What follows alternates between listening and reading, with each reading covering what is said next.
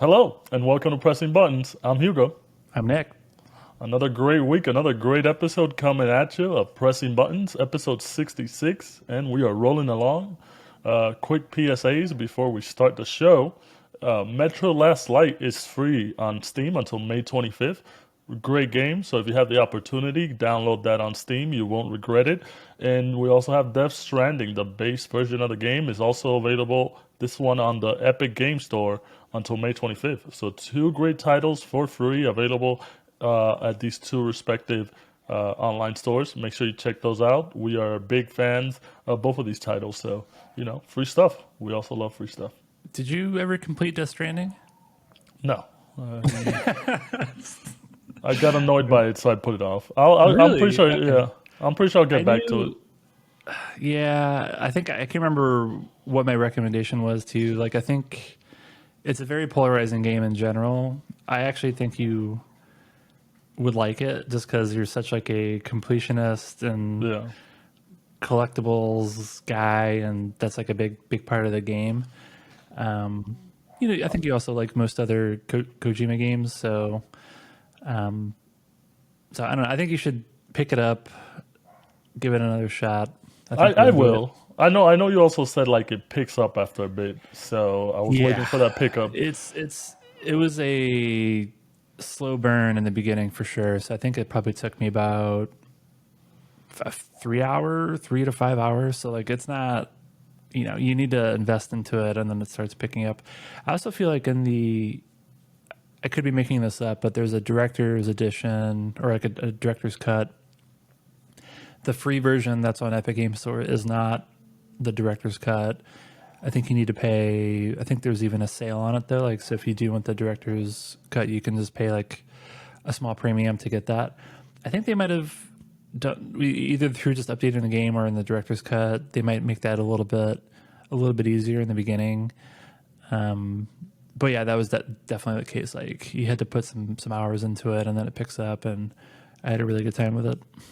Yeah, it was a little bit sad that I didn't get the director's cut when it was available on the Epic Game Store during Christmas. There was that little glitch where they were giving the Yeah, that was director's an cut for error, free. but I think they honored people who Yeah. redeemed the director's cut. Yeah, but I did end up getting the director's cut on Steam, and I enjoyed it. It's just it kind of dragged on, and I was like, the mechanics are definitely different than any other game I had played, so that kind of put me off a little bit. But I think I'll jump back on it when I'm bored or something. I pick up some old games, but definitely two worthwhile games to pick up if you want some free games, and we love free stuff, so free it up.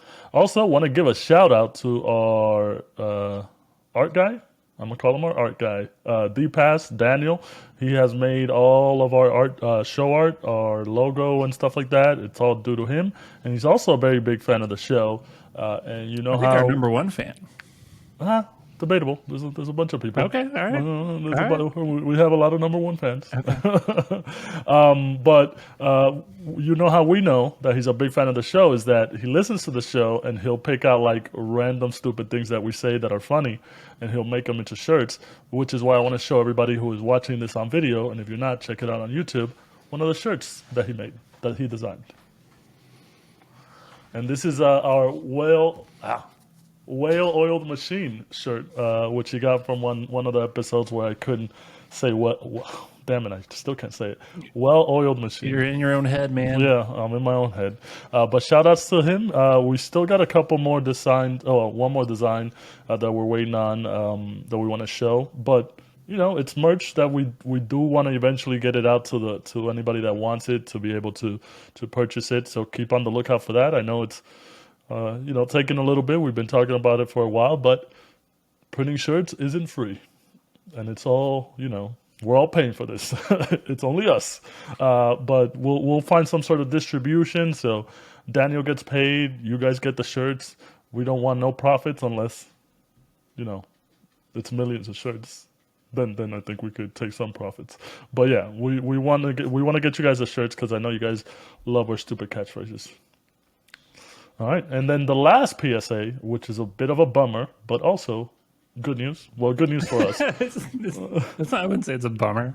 It's a bummer for the fans. It's good news for us. We're Maybe. gonna we're gonna be taking a break next week. Nick and I we're going on vacation separately. Important to note, we're going to two different places, but we're taking the Labor Day weekend off and not doing an episode. So sorry for that. We did want to do it obviously because we're going to be talking about Sony's showcase that they're going to be doing in the middle of the week, which we wanted to cover. So that kind of sucks. But we need a vacation, so we're both going to take a vacation. Producing this and doing this is definitely. I don't think it's very taxing, but every now and then you do need a little break. So it's a good break to have almost in the middle of the year.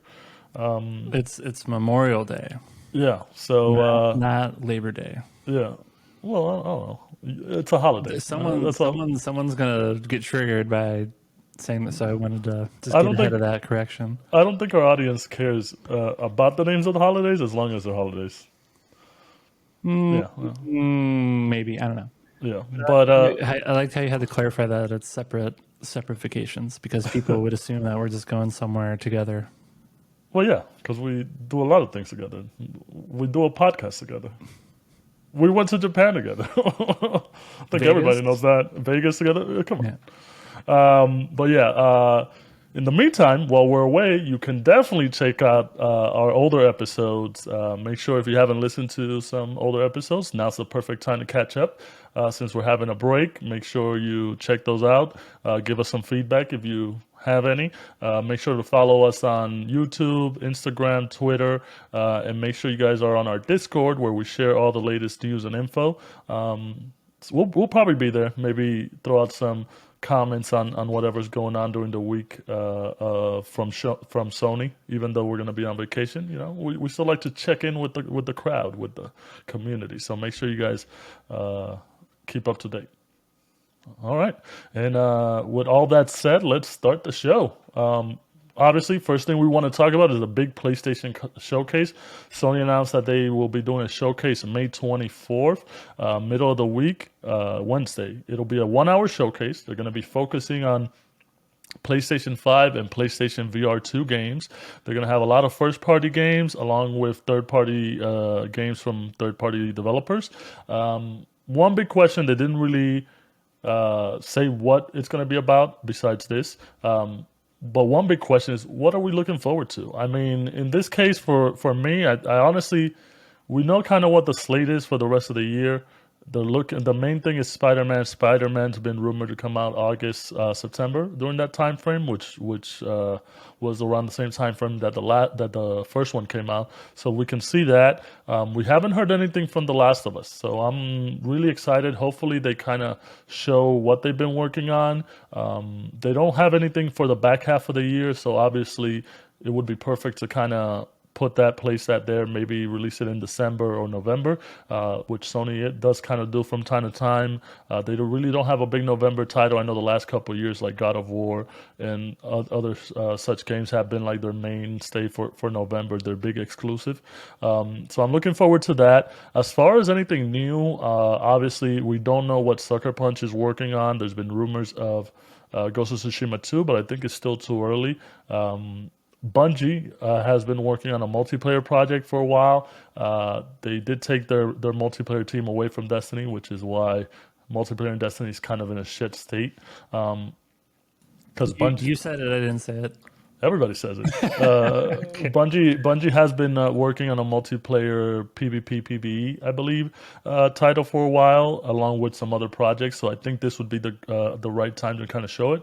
And obviously, since the acquisition of Sony of Bungie by Sony, I think it is about time to kind of see the fruition of this partnership that they said that there's going to be about 15 or 25 live service games that they were talking about. So maybe we'll start seeing some of those.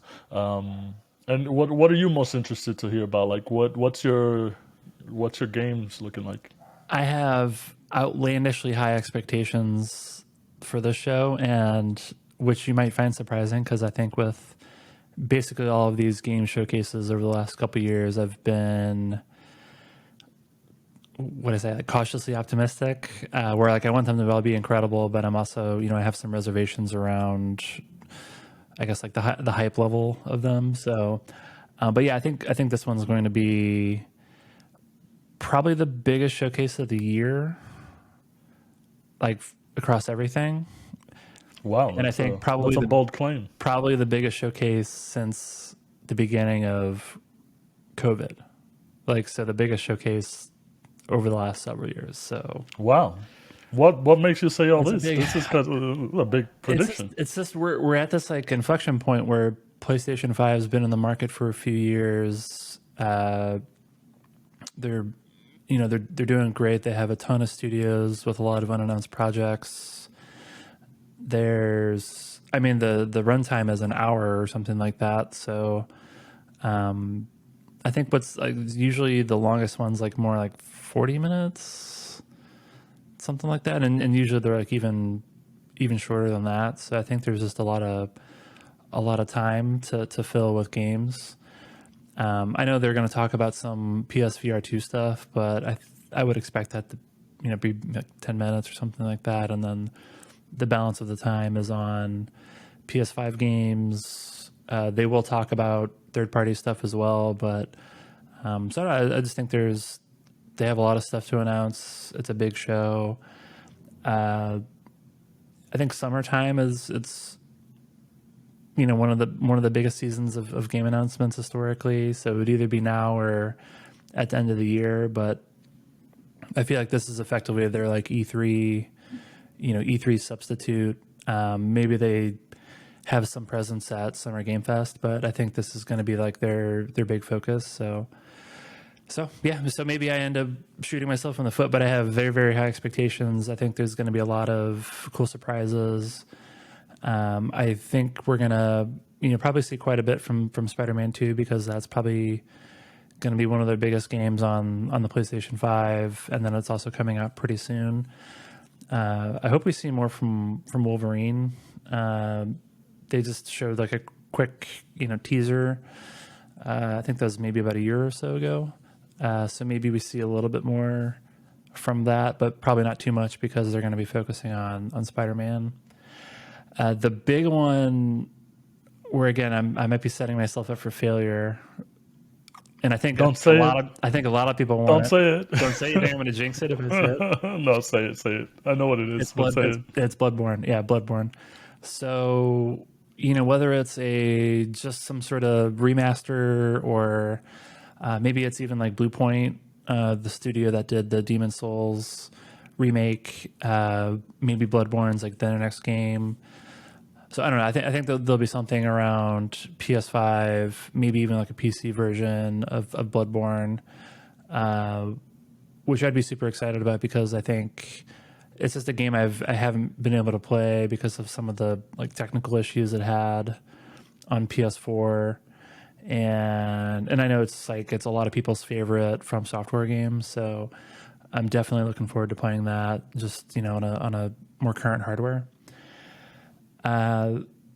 What I think the other from Square Enix, I think we'll probably see maybe a little something from Final Fantasy 16. They just had a big showcase for that recently, but maybe they'll do like a final gameplay or some sort of final trailer, and maybe they drop the demo that I think was mentioned a while back. So they might do a Final Fantasy 16 demo, which, assuming the progress carries over in some way, like that's something that I would want to play immediately. And I think final comment, and then I'll stop talking, but I think the other would be seeing a little bit more from the Final Fantasy VII Remake Part 2, or I guess it's, what is it? I can never remember. It's Rebirth, I think, right? Final Fantasy VII. Rebirth, Rebirth? reborn. Yep. It's a re. One It's of those. something with a re. So maybe we'll see more from that. So if we see all that stuff, then I think that kind of like automatically makes it one of the best showcases we've seen in a long time. And again, I think there's tons of rumors flying around, which I don't know if we want to get into all of those, but I think there's going to be a lot of good surprises as well. Yeah, I totally agree with you. I do believe that the Final Fantasy 16 demo, this would be the perfect opportunity to maybe show a little bit more gameplay or whatever, and to release a demo right there and then. Square Enix did say that they were kind of looking to release it a couple weeks before the actual game releases, so this would be the perfect time, especially since it's a PlayStation exclusive and you're not expecting it to be seen anywhere else. Obviously, like you said as well, the Final Fantasy VII remake Part Two, maybe more info on that since that's the next big title coming from Square Enix to PlayStation. I can totally see that as well. I do have my fingers crossed with you in the Bloodborne remaster or PC version. Obviously, I had Bloodborne as my number one for my top 10 games, and I would want to see it a great version running on PC or on PlayStation 5, especially if it's done by Bluepoint. As far as anything else, I think it's very interesting that this is done like I would say a week and a half before Summer's Game Fest, before the big conventions that generally take place around E3 time, and that it is an hour. Obviously, the way Sony does it is a little bit different. I think I kind of prefer the way that they do it because from the last couple of showcases that they've done, it does seem like they don't have any filler. They just go from trailer to trailer to trailer to trailer, gameplay and all that stuff. They don't have like these things that you were so used to seeing during E3, which is just like filler time, people doing weird skits or whatever and all that stuff, those weird interactions with the developers and stuff like that, which I did enjoy. But if I can just get all the information on the games, I'm good with that as well. But it is interesting to see. Obviously, we also want to see what the partners are going to be doing. We have EA; they haven't announced anything in a while, anything new at least, or anything to look forward to. I know Dragon Age has been kind of the big one that they've been waiting on and kind of kept on the wraps. So it'd be interesting if they release some, like they announce something for that. I know Respawn's kind of working on the future Battlefield, so see what they're working on in terms of first person, whether they're working on a new game or anything like that. I know that rumors were that they were working on Titanfall 3, but they kind of went away from that and did something else.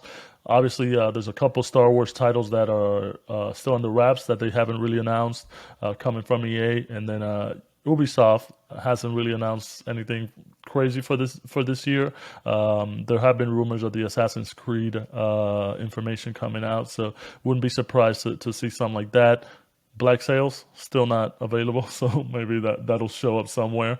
Beyond Good and Evil and all that stuff. So I think that's the other aspect of it. Whether if this is going to be like a full on Sony showcase where it's a lot of Sony stuff, or a lot of Sony stuff and one of their main partners, Square Enix, because I can definitely see them just doing that, or if it's going to be all the other big major publishers and developers as well, like Take Two and EA and Ubisoft and all that stuff. So definitely, I think out of all the ones that they've announced, this is the one to look most forward to, and it'll give us something to talk about for a week and a half before everybody else. You just triggered a thought. Do you think the next Grand Theft Auto?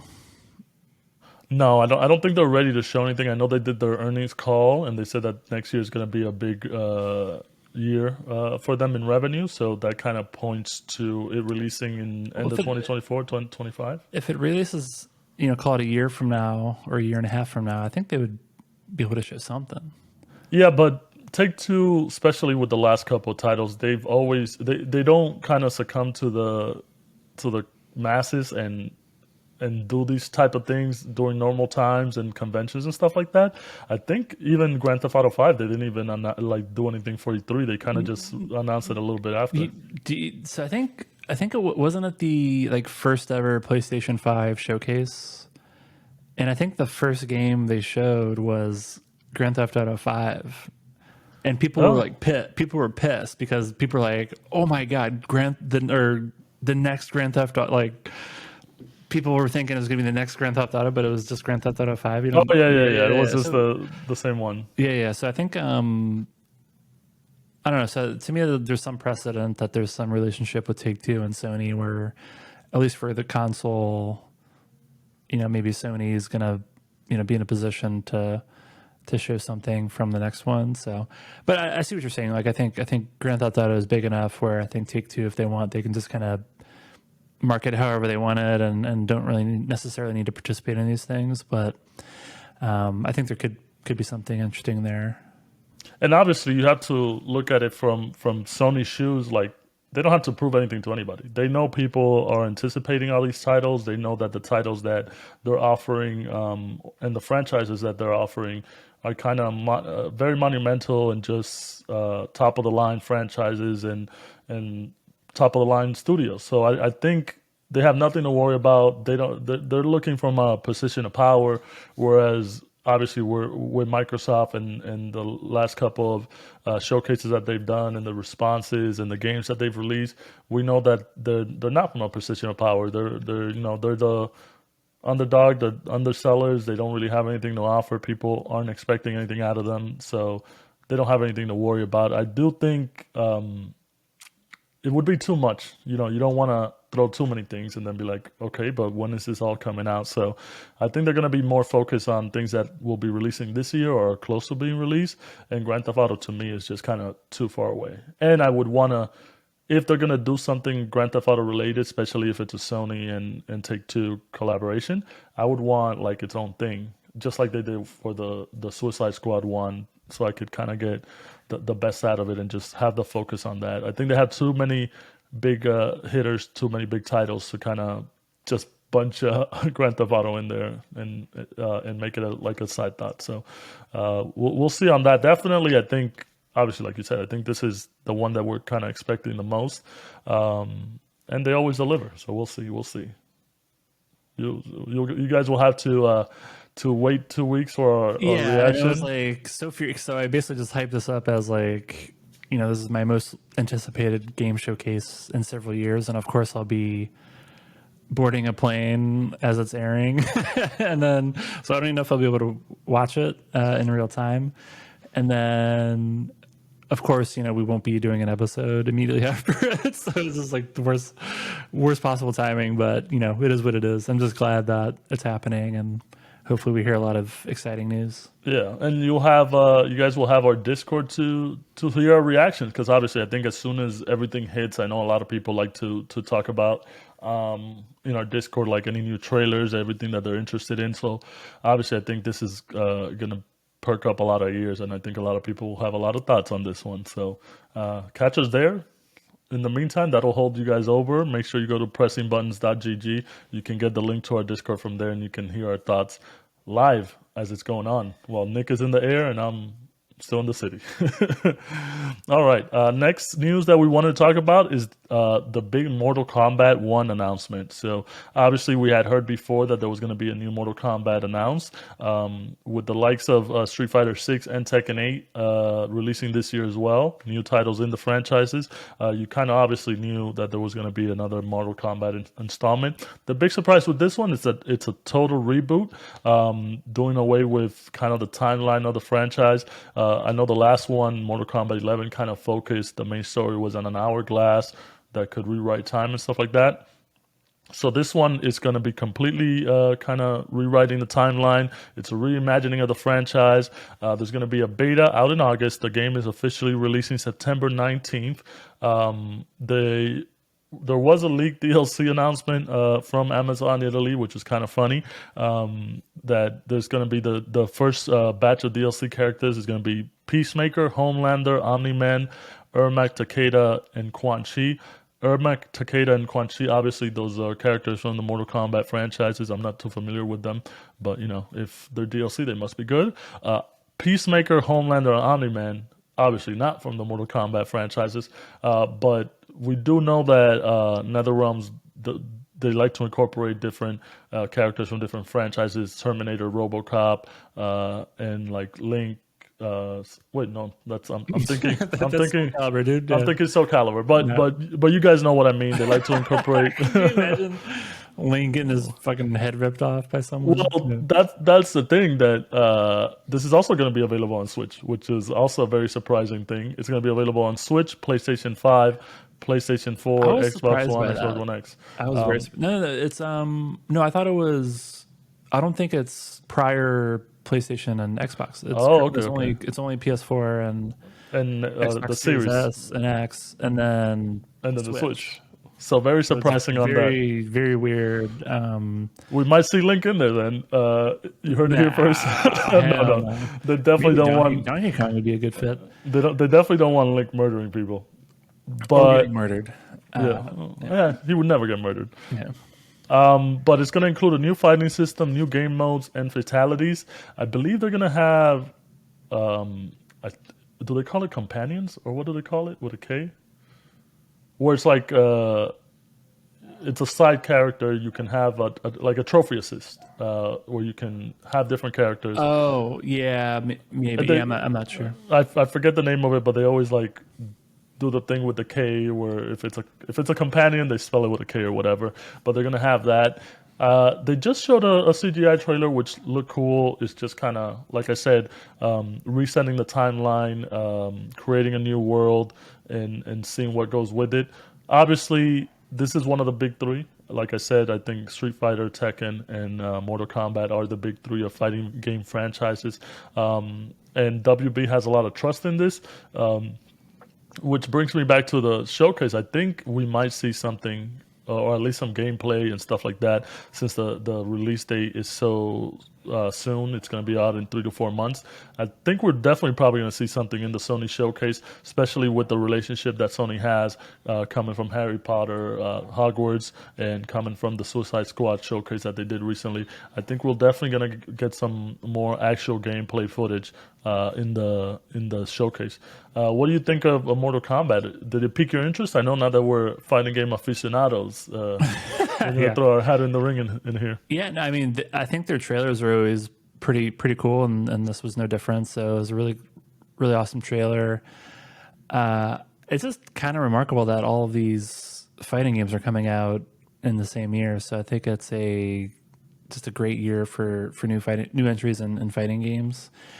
I would say Mortal Kombat's probably my least favorite of the ones you mentioned of Street Fighter, Tekken, and Mortal Kombat. Like it's probably my least favorite, but I've usually played it. For some reason, like just like like the actual combat just like doesn't click with me as much. And really, most of my playtime, particularly with the most recent version, was really in the like the adventure mode.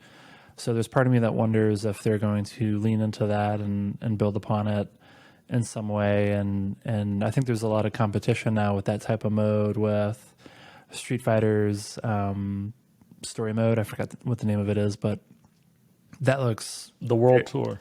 yeah, World Tour. Yeah, so that looks very expansive and tons of stuff to do. So I'm really looking forward to getting into that. So, I've always, I've enjoyed the characters. I've played Mortal Kombat since the original version in the arcade. I didn't really follow the lore too closely, so there's part of me that kind of like likes the fact that it's a reboot. Um, but yeah, and I think you're right. I think we could see some. We didn't see any gameplay. It was a fully cinematic trailer, so I think that's going to be, that'll be most interesting, and hopefully we get a peek of that at the PlayStation Showcase. Um, Maybe there's room for differentiation there. I think with Street, when you look at Street Fighter 6 and compare that to Street Fighter 5, I think you can be like, okay, yeah, like this is clearly a new game. It has its own distinct style. The combat system is, I think new and arguably improved. With Tekken, the new version of Tekken, I'm not a Tekken expert by any means, but to me that just looks like basically the same, like it's exactly the same game, but it just looks better. So I just wonder like what the approach is going to be with Mortal Kombat, whether it's kind of the same, basic combat system, or if they're going to like really go into the reboot and try to, reset the fundamental fighting mechanics, or if it's just going to be more like the, shiny coat of paint type approach.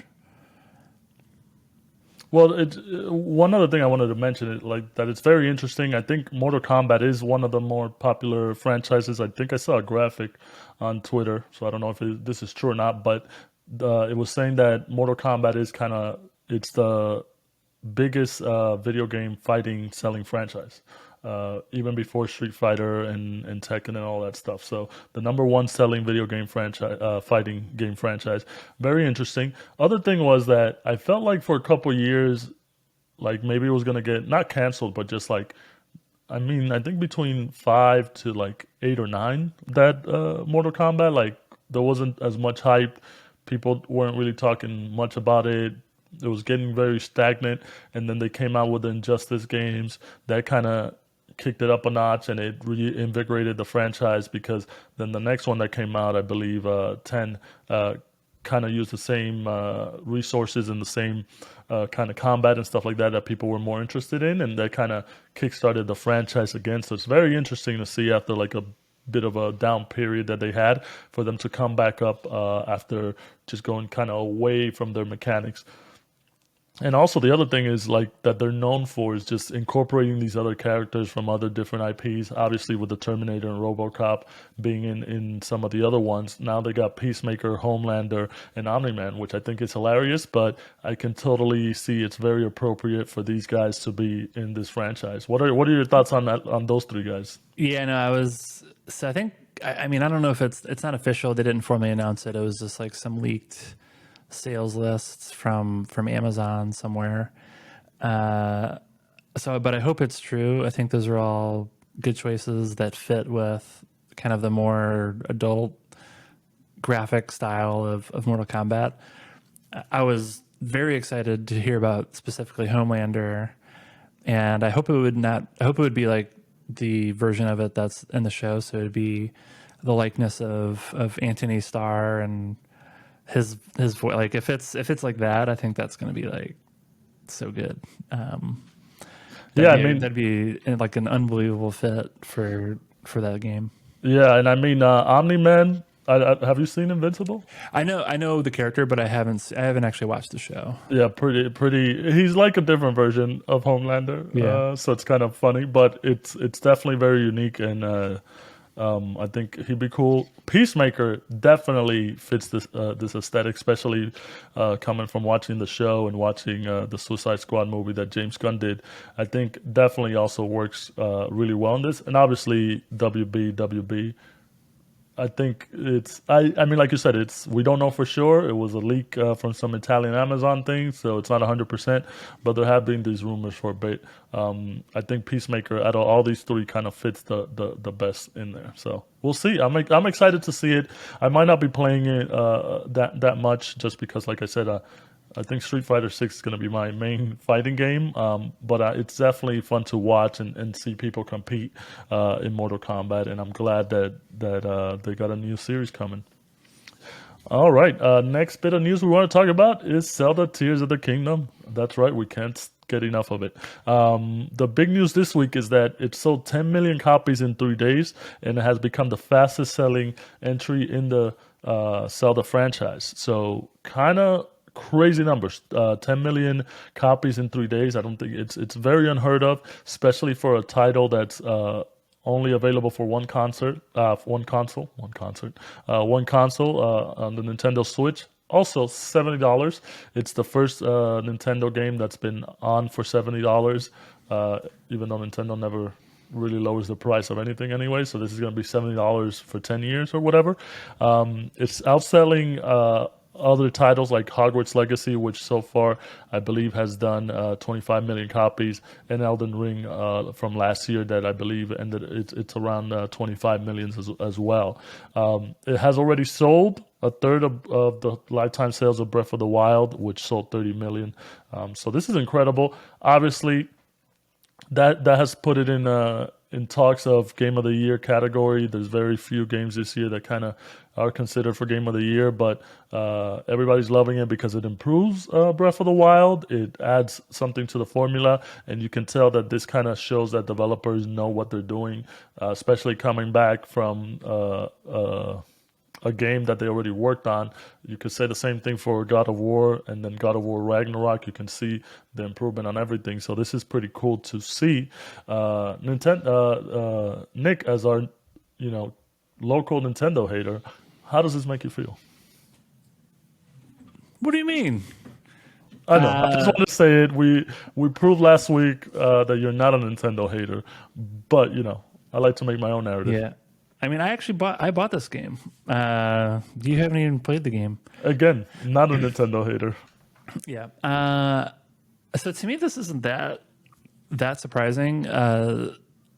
I would need to look back in the history of exactly when every Zelda game was launched uh, within each console cycle, but this is basically launching at the last possible moment of the Nintendo Switch life cycle. So the install base is very, very large versus like at the very beginning of the Switch's life cycle. So I think just by virtue of that, it's going to have a much easier time blowing through most of Breath of the Wild's, kind of sales, particularly like the ones that are like talking about like the fastest sales or whatever. Like, I think that's going to be pretty obvious. So like absolutely no surprise that it's selling at truckloads and very fast. The game, I think you mentioned $70. Like, I think that's hilarious. Like, of course, like I know people were hemming and hawing about when they announced that it was going to be a $70 game.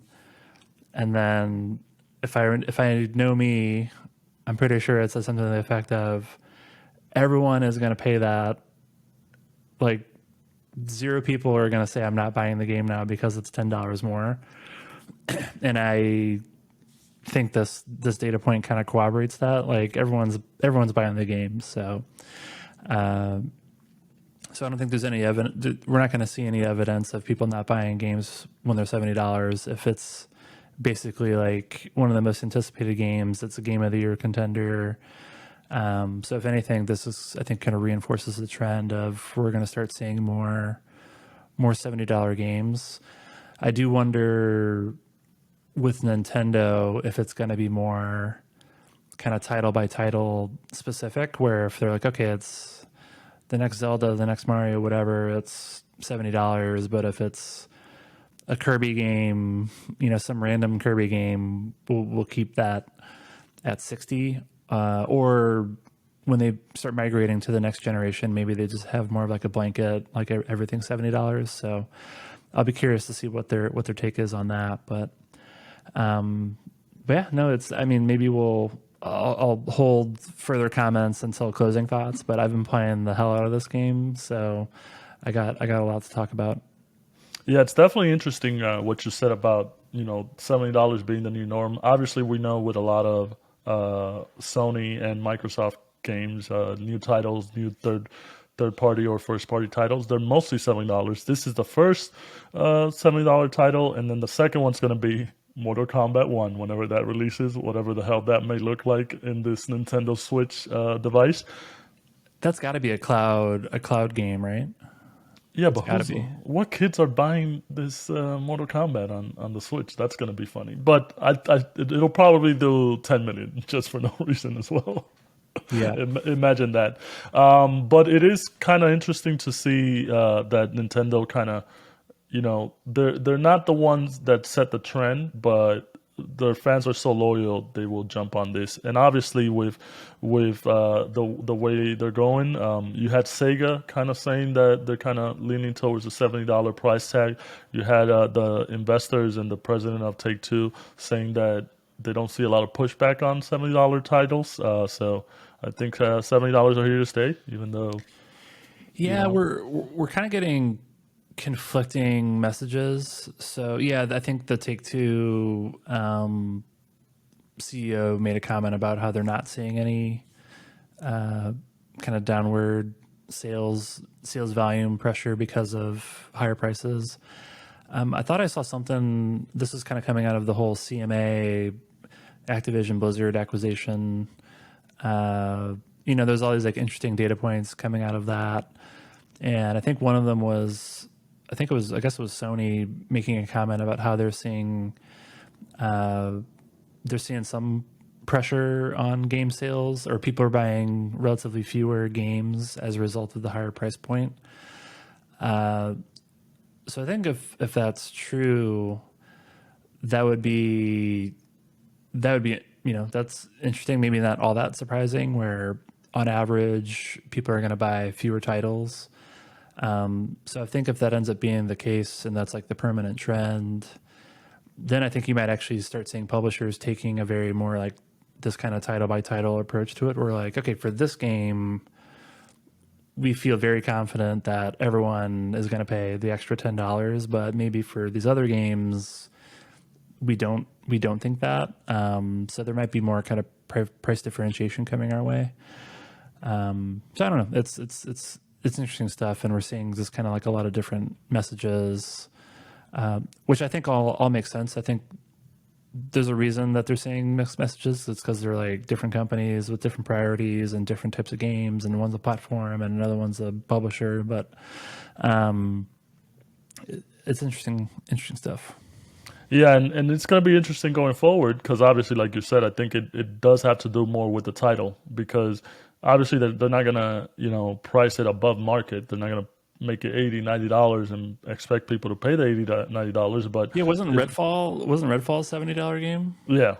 So yeah, I mean, No, but that's a whole other can of worms. But I think like that shouldn't have been a $70 game, yeah, but that's what I'm saying. Like even before it being like a complete meltdown of a situation. Nintendo says, "Give me $70 for Tears of the Kingdom," and I'm be like, "Okay."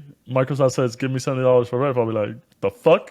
Fuck, I Yeah, will. yeah, So it definitely depends on the games, and that's why you see these companies, these publishers, kind of promoting the hell out of their bigger franchises and knowing that people will pay.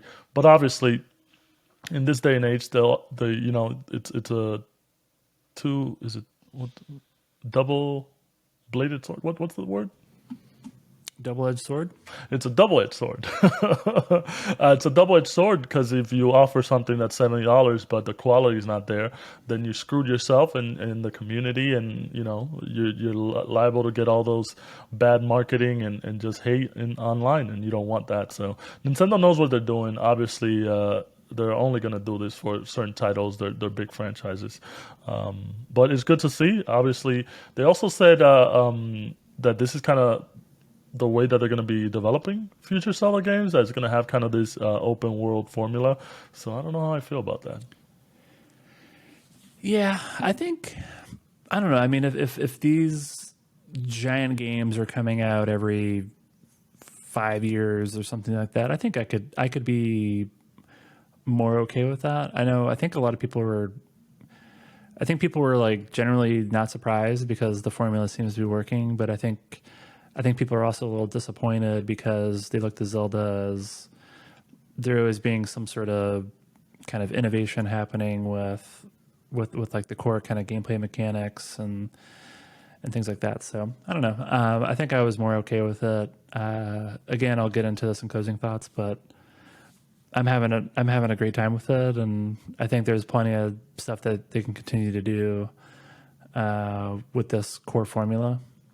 Yeah, and And if that's there's not to say that they can't get more experimental with like side games or whatever. Kind of like what Final Fantasy does with, they have their mainline franchise and then lots of different games adjacent to that in the Final Fantasy universe. So they could just take that type of approach if they wanted to. Yeah, Nintendo's not known for like kind of repeating the same formula over and over. If anything, they do kind of like to innovate or just throw new ideas into the system. That's why kind of a lot of people follow them because not all Mario's are the same, not all Zeldas are the same. Yeah, you'll have a sequel, but it's not just the same thing that you were playing in the previous game. Obviously, you see that with Tears of the Kingdom. You saw that with Majora's Mask after Ocarina of Time, and such other games. So I'm definitely okay with it. It's just my whole thing with the open world thing. I don't want Skyrim over and over again. I'm fine without that. All right. The last bit of news we want to talk about is Lords of the Fallen. So they finally had a release date. It's going to be releasing October 13th. They showed a gameplay trailer.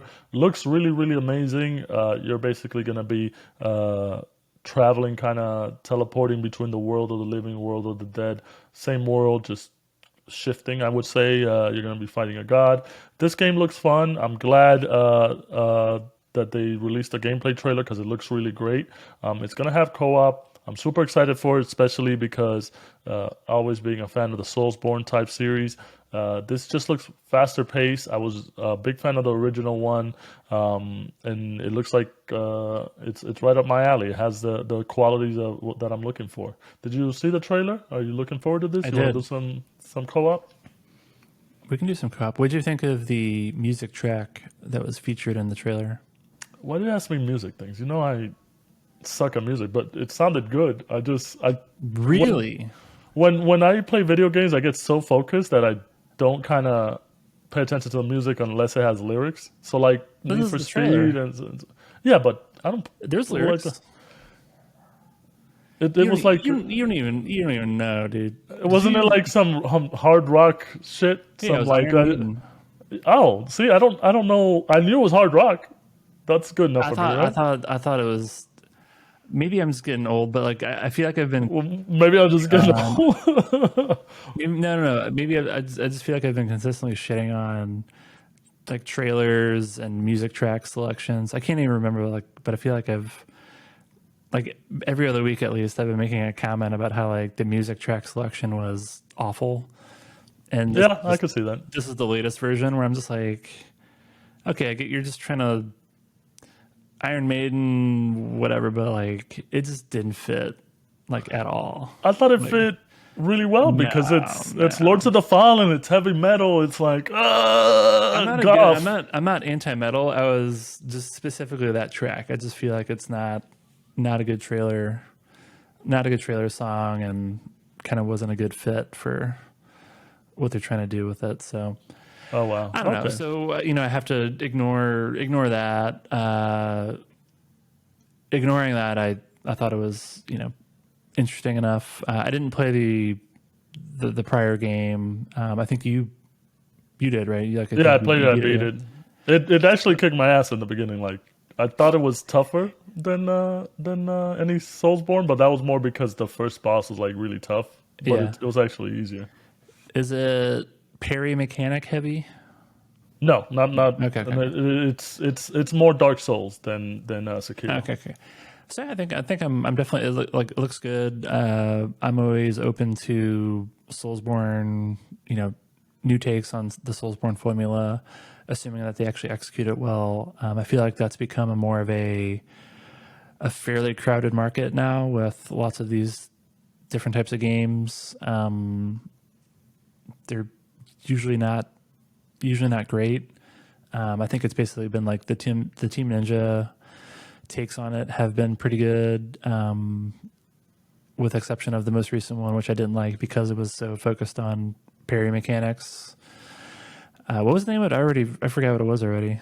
Wulong, man, Wulong Wulong, Fallen yeah, Banner. yeah, yeah, yeah. Come on, So bro. I talked about it for like 3 weeks. yeah, I just when I don't like something, I just get it out of my brain. It's wasting space.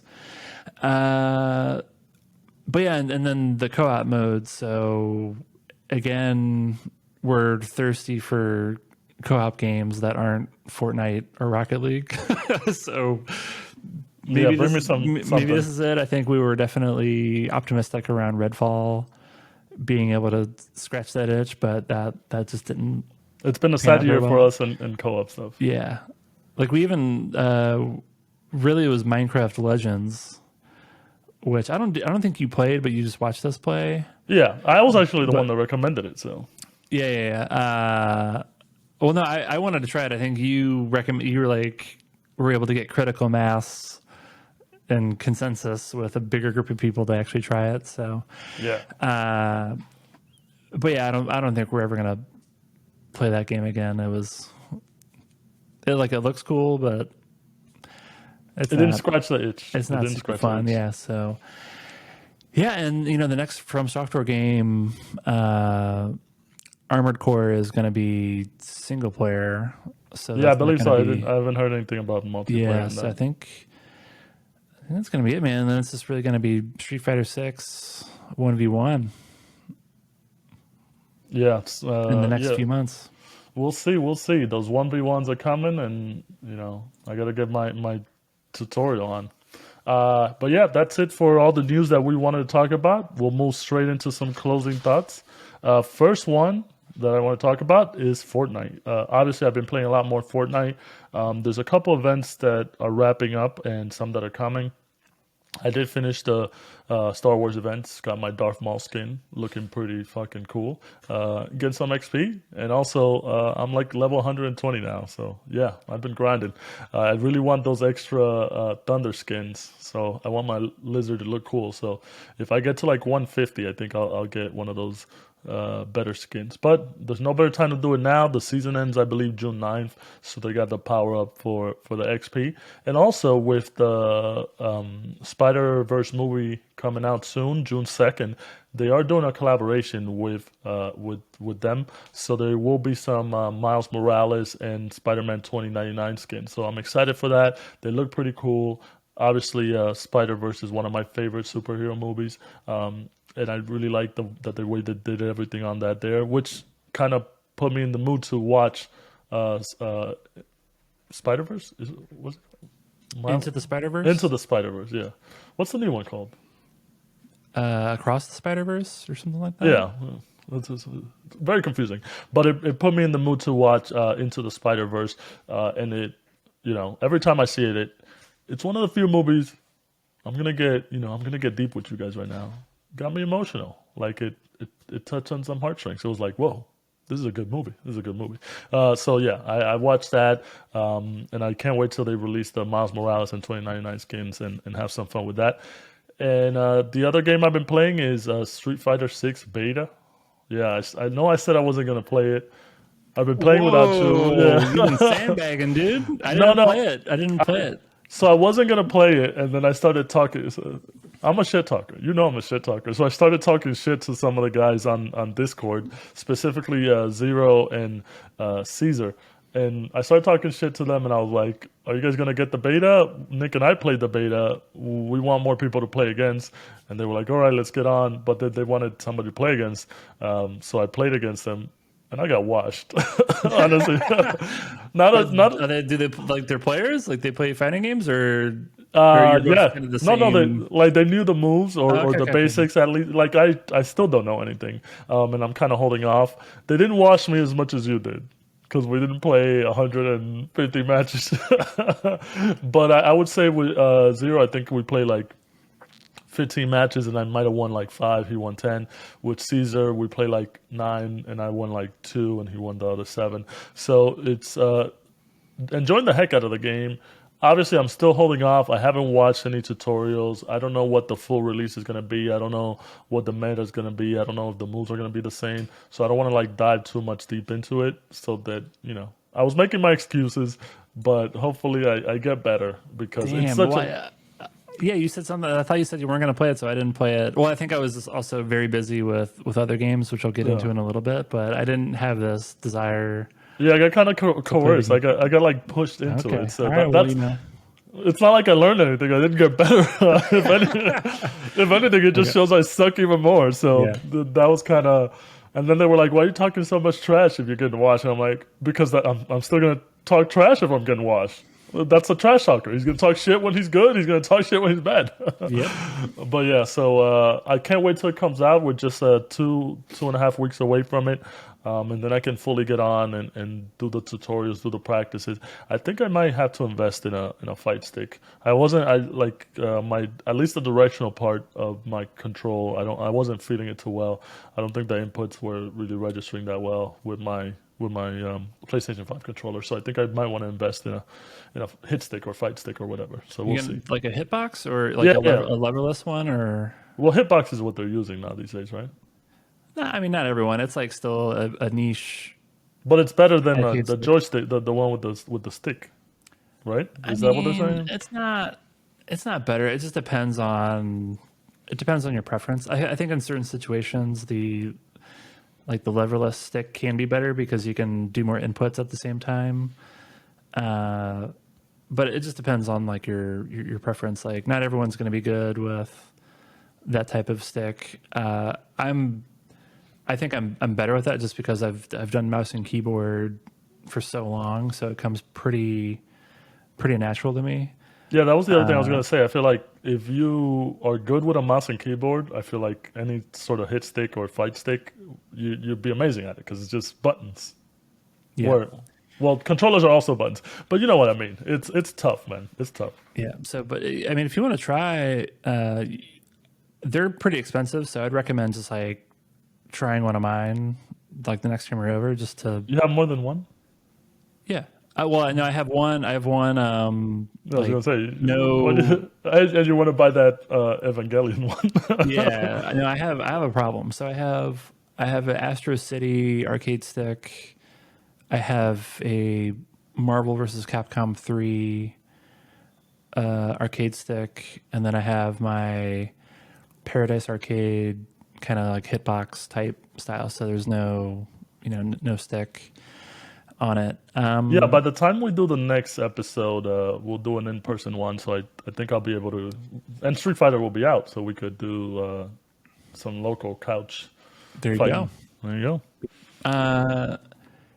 Yeah, that's your update. On Street Fighter 6, yeah. Then the next one is, as far as movies, I watched Scream 6, which takes place in New York, New York City, to be more specific.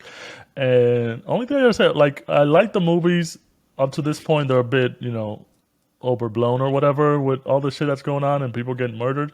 But it's hilarious because this dude's just out here killing people in the streets of New York, and he's not getting stopped. He is Have you not seen the getting. John Wick movies? Well, yeah, but that, That's even more like yeah, but I there's don't. like active gunfights happening and people are just walking around like But nothing's happening. the thing with the John Wick movies is that in your mind you accept the reality of the movie that it's like, oh, there's a secret society of assassins, and people just ignore them. They completely ignore them.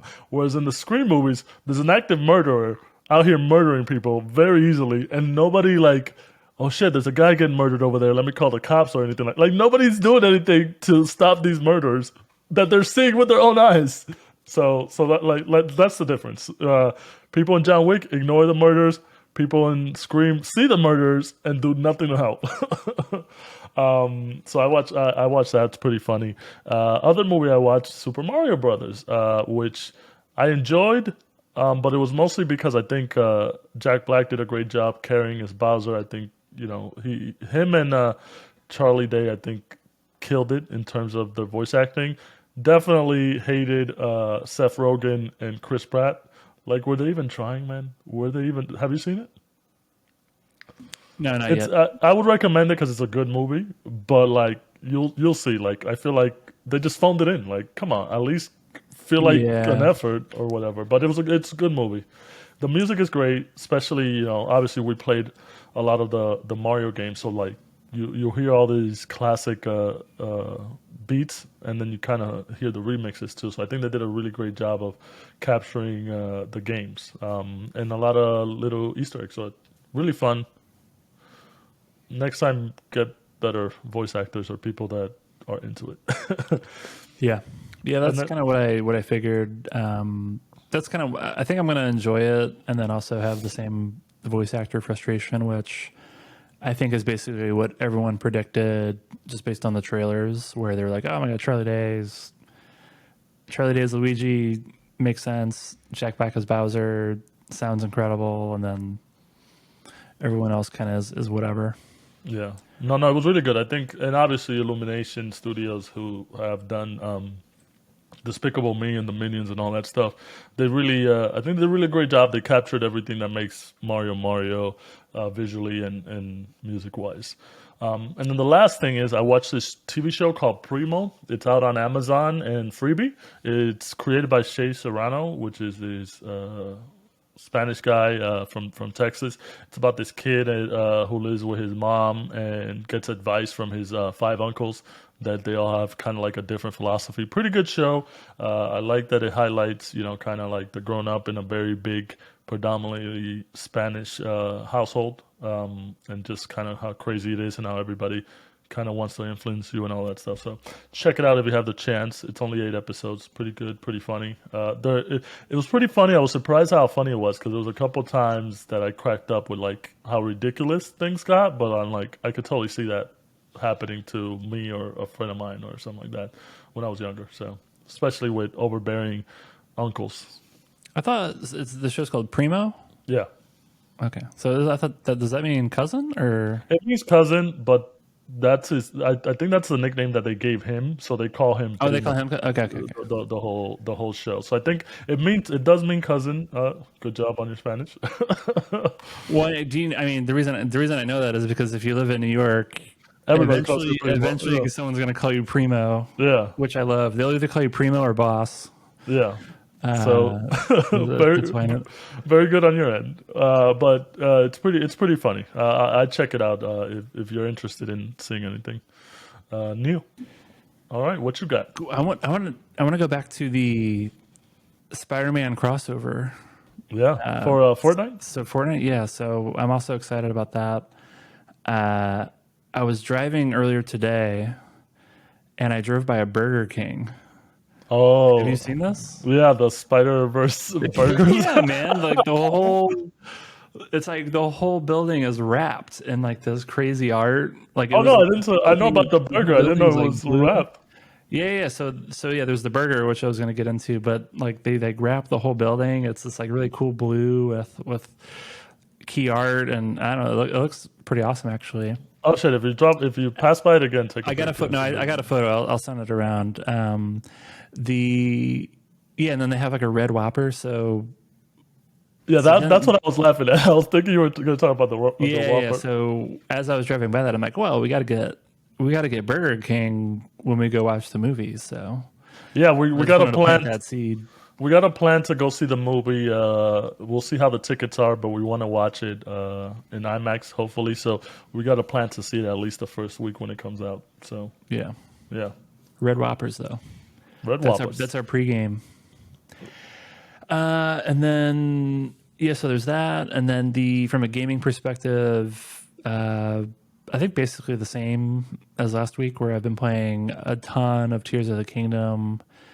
So basically, like every day, I'm just playing a lot of that game, and then kind of more like I'm in the daily grind mode with Honkai Star Rail. So I think I've basically done everything you possibly can do, and I'm just kind of doing like it's just kind of part of my routine now. I wonder if you have a similar type of routine with some of the stuff you do with Destiny, but Yeah, I yeah, I just kind do. of like I wake up and then I'm just kind of like playing it as I'm checking my email and like getting caught up to speed with news and stuff like that. It's kind of like a pretty based on where I'm at with the game now. It's like a pretty like low effort, not a ton of brain power required experience. So for whatever reason, I'm still just kind of doing that. But the main event's really Tears of the Kingdom. I think I guess I'm like halfway through it, but like maybe some crazy shit happens after I get through the next like one or two things. But I've been playing it a ton. I don't know if I have anything more insightful to say other than what basically everyone's saying, where it really improves on a lot of the core of Breath of the Wild, and then there's just like a lot of crazy mechanics that they've added into it that I think people are in disbelief that it's even possible to do on the Nintendo Switch hardware. So yeah, it's a ton of fun. I've successfully navigated the really bad, resolution and frame rate and all that stuff. There was part of me that was debating whether I basically just like kind of restart on some of the like emulation, but I don't know. Part of me, it's almost like part of the experience is like dealing with these like shitty frame rates. So Yeah, as long as you can play it, yeah, it works. but having a really good time with it. It's almost as severe as when I had Elden Ring, and I think we've talked about this where I think it was probably both of us, but I know I've definitely made a comment around. I was playing Elden Ring so much that my wife was like, "What is going on? Like, what? When like, what are you? you when the What are wife you gets doing?" concerned, it's a Yeah, good yeah, game. yeah, yeah. So it's not quite there, but it's maybe give it another week, but it's getting to that level. So You so just got to show her everything you're building. Like, look at this giant robot I oh built. no, I've tried. I'm like, oh my god, look at this wild and crazy thing I'm doing and then she's like, I don't whatever, care. whatever. Yeah, like stop talking to me.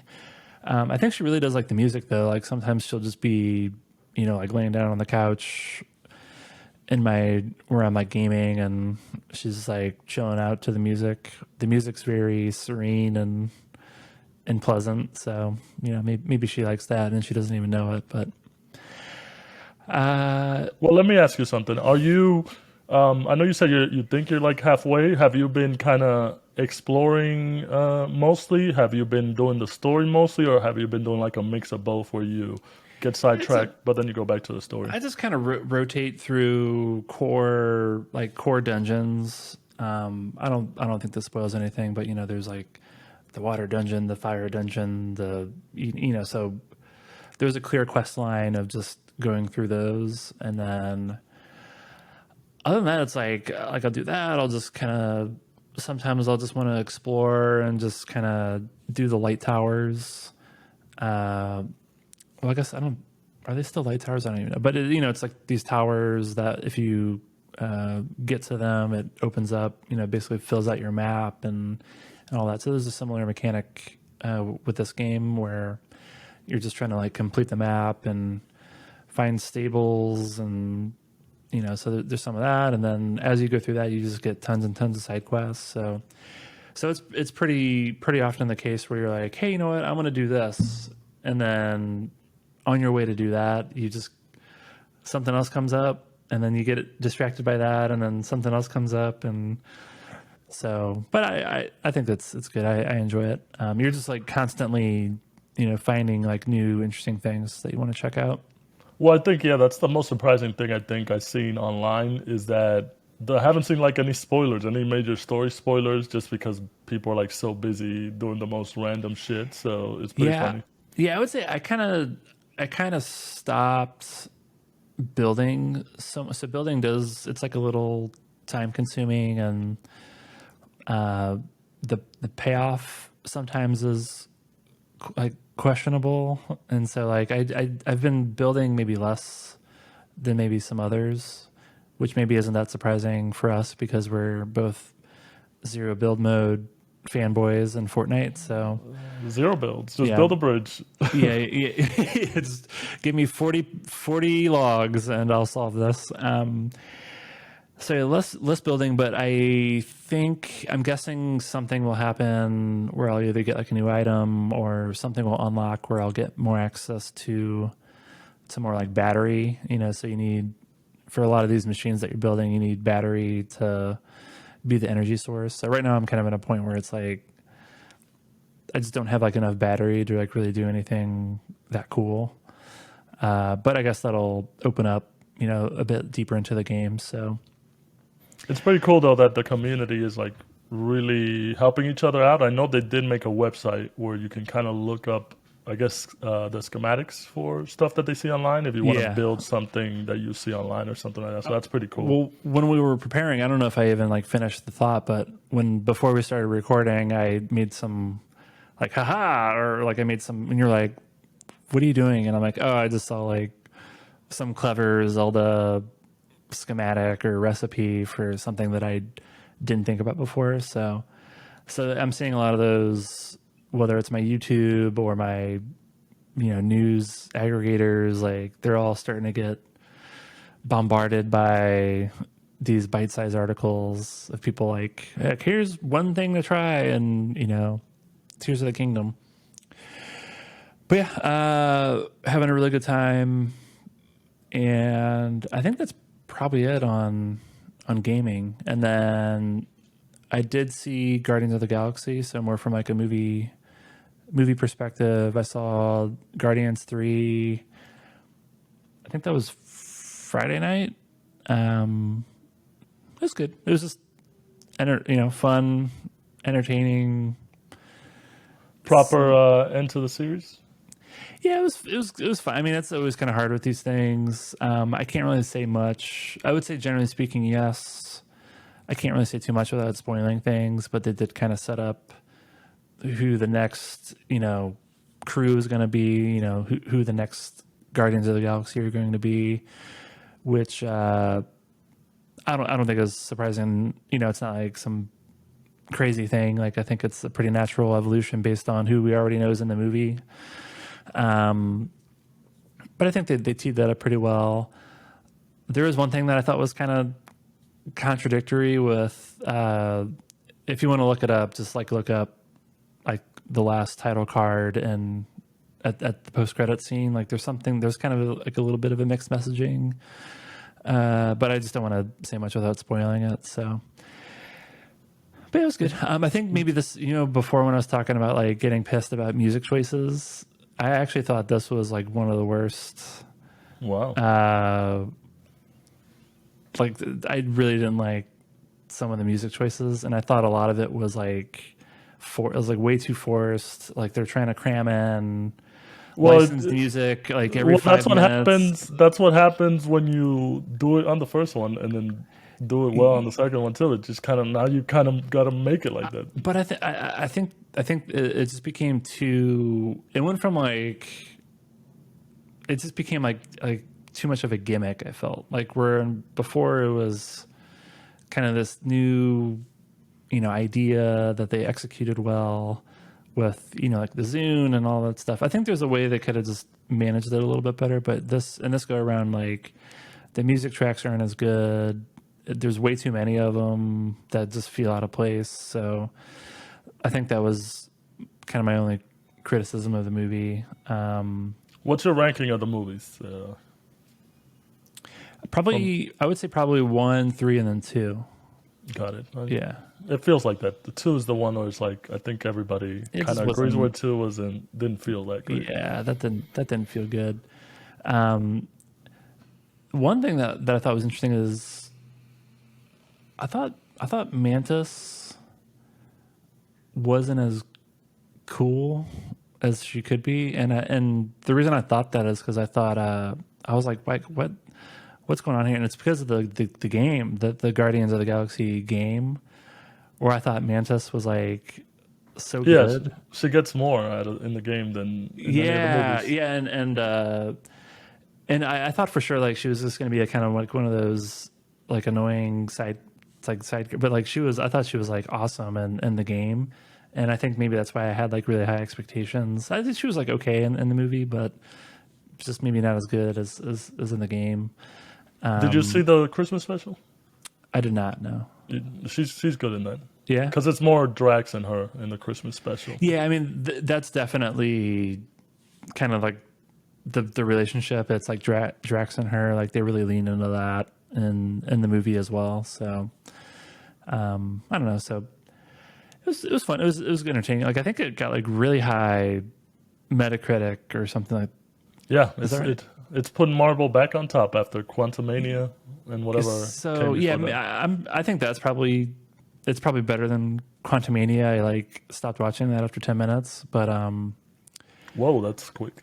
yeah. But yeah, I don't know if it's like that. I don't know. It was good. Like it was. I love the first movie. Like I watched it in theaters at least twice, maybe 3 times. So for someone who thought very highly of the first one, I thought this was like an entertaining movie. And maybe it's just given everything else happening with like the MCU movies, like that could be considered a victory. Like the movie is still like pretty good, even though like all the other movies are like kind of like falling apart. I've checked out on MCU. I'm just waiting on the Me DCU. too, man. Yeah. Do you think James Gunn is gonna do good with Superman Legacy? What's it looking like? Based off of this, Yeah. I mean, we'll see. Could be worse. it could be worse. It could Yeah, be worse. Yeah. bring on Superman Legacy. That's what I want to see. Yeah. Who's your most desired actor to play Superman? I don't really have because it's tough, man. Like you don't, especially with these characters. I think DC at least has done a good job where you don't see it right away, but when you see the movie, it works. I think Henry Cavill worked, even though it was kind of a weird choice, but it worked for the movies. Robert Pattinson worked as Batman. Christian Bale worked as Batman. you can't. No matter who they pick, I think people are gonna hate it and they're gonna be like, "This doesn't work." But then when you see them in the movies, I think they do a good job of making it work. Brandon Roof, I think, or Ralph, whatever, however you say his last name, I think he worked, and that was also somebody that people didn't really see. So it's I think that it's such a big thing, and Christopher Reeves kind of set the bar so high where he did both Superman and Clark Kent really well that it's kind of hard to nail that everywhere. That's why you don't see. I think the original Superman movie is the one where you kind of see both sides, whereas the latest ones you just see Superman side. So it's kind of weird to hit that balance. Yeah, yeah. I think if I were to guess, it'll probably be like I don't really have like a first pick or whatever, but my guess is it's going to be someone who's maybe an existing actor, but maybe relatively more like unknown. Yeah, and somebody And younger. I think they're trying to lean in the 20s just because they want to make this a long lasting franchise, and obviously you want to get somebody younger. yeah, and I think it's definitely going to be more like Christopher Reeves, Yeah, like like kind that. of that likeness, as opposed to Henry Cavill or whatever. Just as opposed to some muscled up dude. Yeah, who I love, by the way. Like I'm a Oh no, Henry yeah, we're Cavill fanboy, so listen, man. I was Great. kind of annoyed with how I feel like they like Oh, they gave him definitely. a shit sandwich with how they treated him as Superman. But Oh, yeah, that was one where it's like could have been so good, but you fumbled the movies. yeah, Not on him. Not on him. yeah. Also, Ben Affleck Batman. Batfleck was good. I was excited about that. Yeah. So, Zack Snyder. Fuck you. Well, that was a bit harsh. That Jeez. was a bit harsh. You know what? Let me take that back. I don't want the Snyder people, Snyder fans Yeah, to you get don't want to mad at be on their us. their bad side. Yeah, all right. I think that does it. That does it with my last controversial take. Thanks for joining us. Don't forget, we are going to be on hiatus next week, so catch up on all the episodes that you have missed, and maybe see us on Discord at, make sure you get that link through pressingbuttons.gg. We'll definitely be giving our thoughts about the Sony Showcase there.